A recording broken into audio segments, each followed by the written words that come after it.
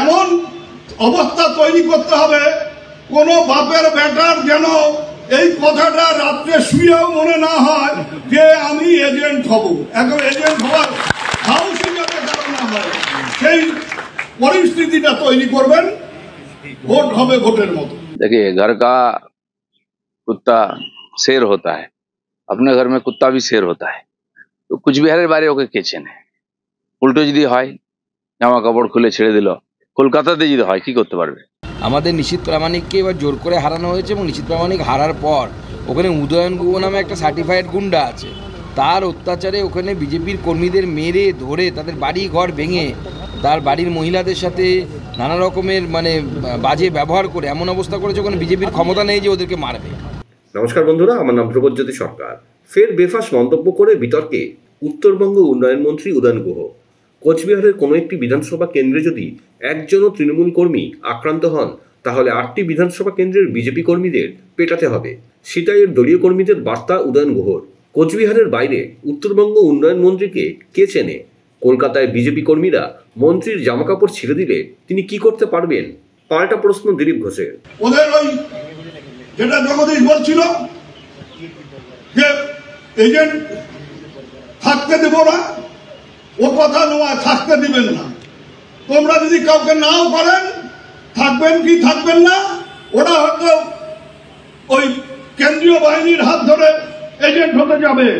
এমন অবস্থা তৈরি করতে হবে কোনো বাপের বেটার যেন এই কথাটা রাত্রে শুয়েও মনে না হয় যে আমি এজেন্ট হব, এখন এজেন্ট হওয়ার সাহসী যাতে কারণ না হয় সেই পরিস্থিতিটা তৈরি করবেন। ভোট হবে ভোটের মতো। देखिए, घर का कुत्ता शेर होता है, अपने घर में कुत्ता भी शेर होता है। তো কুচবিহারের বাইরে ওকে কে চেনে? উল্টো যদি হয়, জামা কাপড় খুলে ছেড়ে দিল, কলকাতাতে যদি হয় কি করতে পারবে? এরকম ভাবছেন তো? ক্ষমতা চিরদিন থাকে না, আর ক্ষমতার জোরে আস্ফালন করলে আর যারা ক্ষমতার দাস তাদের লোকে ভুলে যায়। বহু লোককে চোখ বোলান না একটু পশ্চিমবাংলায়, এরকম অনেক শের ছিল আগে, তারা কোথায় আছে? বেঁচে আছে, কিন্তু বেঁচে আছে কিনা কেউ জিজ্ঞেস করে না। দাদা, ঠাকরে মডেল আসছে বাংলা। ঠাকরে মডেলটা হচ্ছে একটা বৃহত্তর জোট তৈরি হবে বামেদের সঙ্গে তৃণমূলের, তৈরি হয়ে আপনাদেরকে আটকে দেওয়া হবে। না ঠিক আছে, জল্পনা বললাম না, চলতেই থাকে রোজ নতুন নতুন জল্পনা। আর তারপরে আপনাদের দোকান চালাতে হয়, নতুন নতুন গল্পনা দিলে কেউ শুনবে? সময় পার হয়ে গেলে হলো না, তারপরে এটা হয়ে গেল হলো না, তো সেই সানি দেওলের গল্পই বলতে হবে, তারিখ পে তারিখ। তো মানুষেরও সময় আছে, আজকাল সোশ্যাল মিডিয়ায় একটু ঘাঁটাঘাঁটি করে, লোকে চর্চাও করে, এতে রাজনীতি চলতে পারে না। দাদা, গুরুত্ব বাড়ছে মুরলীধর সেন লেনের, বিজেপি কর্মীদের আবেগকে গুরুত্ব দিয়ে কি পুরনো অফিসকে আবারও গতিশীল করার ভাবনা? আবারও কি আপনার দেখানো পথেই হাঁটছে সেই রাজ্য বিজেপি? সেটা আমি বলতে পারবো না, বর্তমান রাজ্য সভাপতি তিনি ঠিক করবেন কোথায় বসবেন, কিভাবে করবেন। আমাদের অফিস আছে, এটা ঠিক যে মুরলীধর সেন লেনের সঙ্গে একটা আবেগ জড়িয়ে আছে আমাদের। আমরাও, জায়গা ছোট ছিল কিন্তু ওইখান থেকে পার্টি বড় হয়েছে, কারণ শ্যামাপ্রসাদের চরণ ধুলিতে পবিত্র ওই জায়গা, আর কর্মীরা ওটাকে মন্দির হিসেবে মনে করেন। তার মানে পার্টি অফিস হবে কিনা, কিন্তু ওই জায়গার গুরুত্ব তো আমাদের হৃদয়ে আছেই। তার সামনে তিনি তার মূর্তিতে বসে আছেন বহু বছর। পশ্চিমবঙ্গের বাসিন্দাকে এনআরসি নোটিশ, অসম পুলিশের নোটিশে বিপাকে কোচবিহার দিনহাটার বাসিন্দা।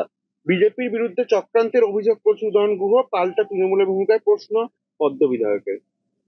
ঠিক আছে, যদি সরকারি রিপোর্ট এসে থাকে, নোটিশ এখানে কেন, সারা ভারতবর্ষ জুড়ে বাংলাদেশিদের খোঁজার চেষ্টা চলছে, নোটিশ হচ্ছে। এবং ভোটার হতে গেলে এখন খালি ভোটার কার্ড বা ইয়ে নয়, আধার নয়, তার সঙ্গে রেসিডেন্সিয়াল সার্টিফিকেট বা অন্য কোনো বা জমির দলিল কিছু দেখাতে হবে ধীরে ধীরে, আর এটা কম্পালসারি হবেই, তা না হলে তো এইসব বাংলাদেশিদের তাড়ানো যাবে না। কসবা কাণ্ডে মুখ খুলে দলেরই রোষে রাজন্যা, কান্নায় ভেঙে পড়লে সাসপেন্ডেড তৃণমূল নেত্রী। চলতেই থাকে, হঠাৎ নেতা হলে হঠাৎ নেত্রী হলে এরকম হয়ই। আর তারপরে টিএমসি তো এরকমই, ওটা মোটামুটি একটা মেলার মতো, যে ইচ্ছা যাচ্ছে, যে ইচ্ছা আসছে, যে যা ইচ্ছা করছে। এদের সামলাতে গিয়ে মমতা ব্যানার্জি ব্যতিব্যস্ত। বন্ধুরা, ভিডিওটি ভালো লাগলে দয়া করে লাইক শেয়ার করে দেবেন, আমাদের পেজটা ফলো করে নেবেন, আর আপনার মতামত কমেন্ট করে অবশ্যই জানান। ধন্যবাদ।